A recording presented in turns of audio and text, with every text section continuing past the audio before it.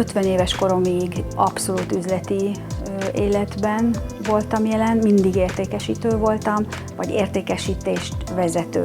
Egy biztos, hogy a Balaton az, ami az egyetlen nagy, amiből merítek mindig, minden képemhez, még ha nem is látszik rajta.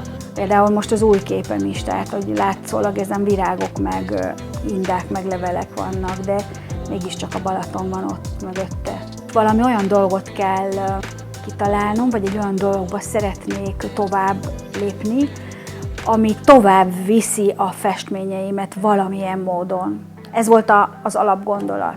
Hogy az a valamilyen mód mi legyen, hogy ezek reprók legyenek, vagy képeslapok, vagy tapéták. Ezt még akkor nem tudtam, de a végén tapéta lett belőle, hogy elkezdtem tapétákat tervezni, aztán megvalósítani, és lett egy tapétakönyvem. Kérdezte tőlem a tapétás kapcsolattartóm, hogy nem akarsz te diszpárnákat esetleg csináltatni a tapétákhoz, mert egy ilyen szettben ez milyen jól mutatna, és mondom, dehogy nem.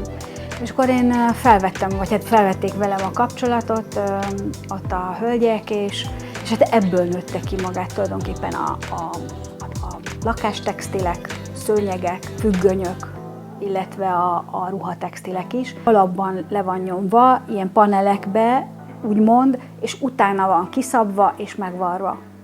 Nagyon egyszerű fazonokkal dolgozunk, hiszen a kép kell, hogy érvényesüljön rajta, és hát van egy profi varrónőm, úgyhogy ketten vagyunk a team.